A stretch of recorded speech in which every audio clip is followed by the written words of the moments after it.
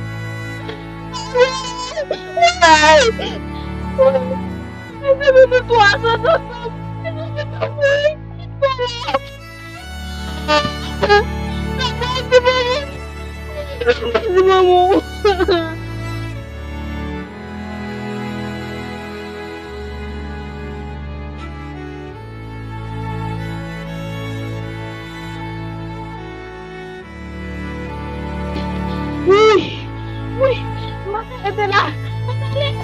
Oui, Jay. Oui.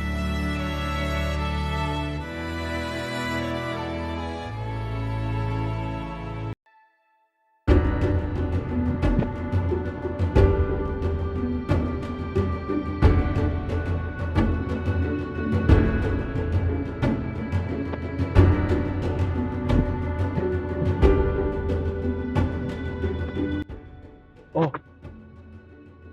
Sa e pou piye manko? Oh. Merci Jésus papa. Mge ka jude vin ba manje nou se. Me jodi a pou joun piye mango. Ok, ba moute, non, ba malak valizan. Zami.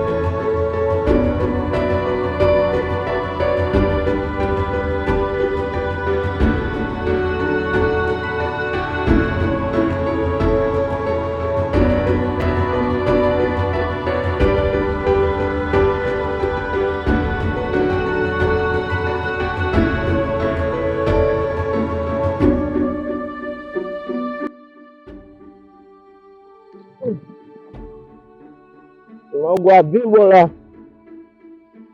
Parece Jesus. Água bom.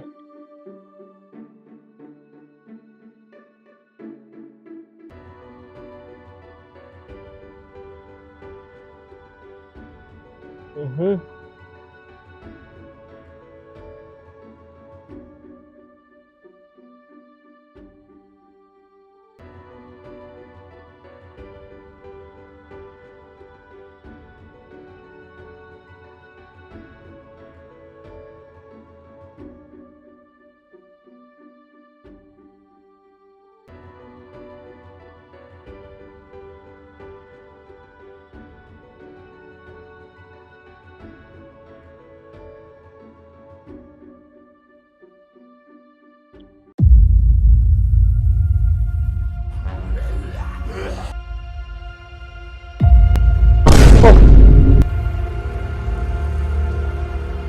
E bagay sa, pou di, si se volonte ou, pou mouri nan foye a kon sa, ke volonte ou fet. Men si se pa volonte ou, fe bagay sa dispa koun ya la, ou nou de Jésus. Si se, Merci Seigneur, merci. Et puis c'est nous qui avons servi pour pas quitter le cœur de la taille. Merci Seigneur. Ouh.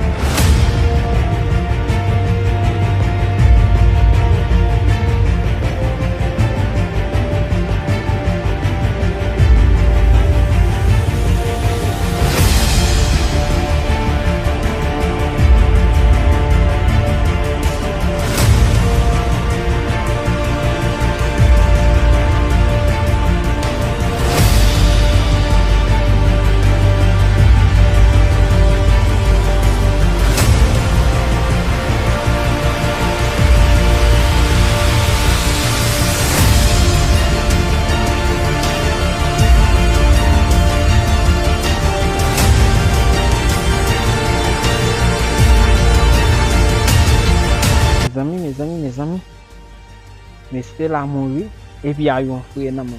Qui ça m'a fait dans le cas? A commencé à dégénérer et dans le cas ça forme une solution et faut nous arranger ça. Yep.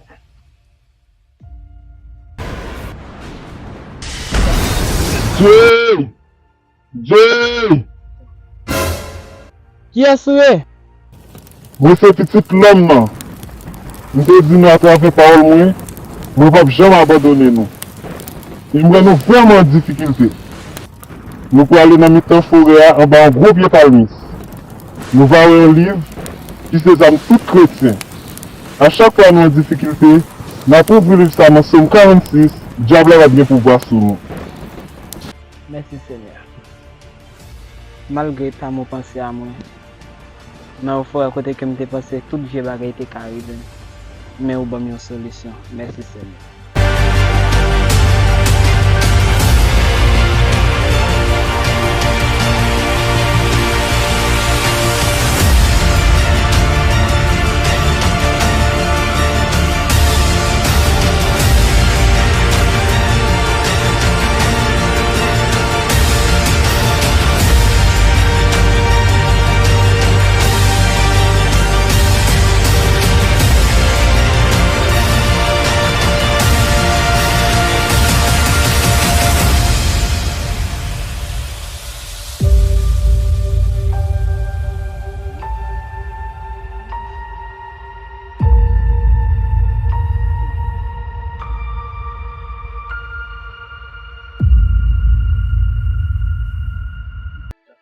Les amis, Jenny.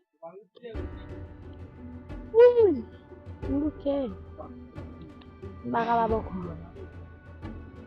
Et Aïcha, quand tu t'es souvent? Petit, eu mundo tá legal pra ele sauver, ele vai sauver não. Não, che sa mun ka di sauver la, wulu ku wa sauver mun na. Quando era? Mas não petit, lá mais sauver não vai fim de situação. Wa fin de fi Se morrer aqui com dia dam, vai beter. Taye, e ko ti dam na mu la. Mbe jamais ajuster ça là, ajouter possible pour nous pas. Manda agora, chato da porra. Donc ela vem hoje. Mas pra experiência no mundo da lua, mas você vai. Não como.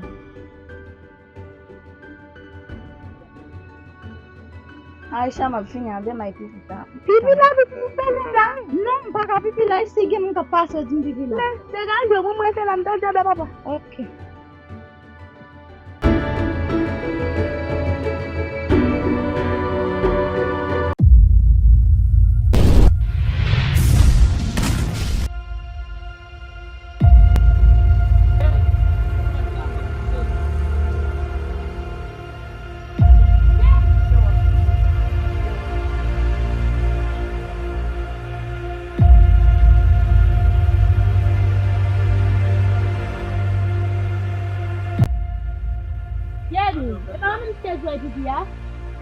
Jenny!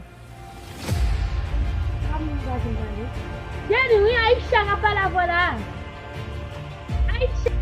Elle m'a pas avoir ou pas répondre. Dès qu'on a dit que vous avez vivé.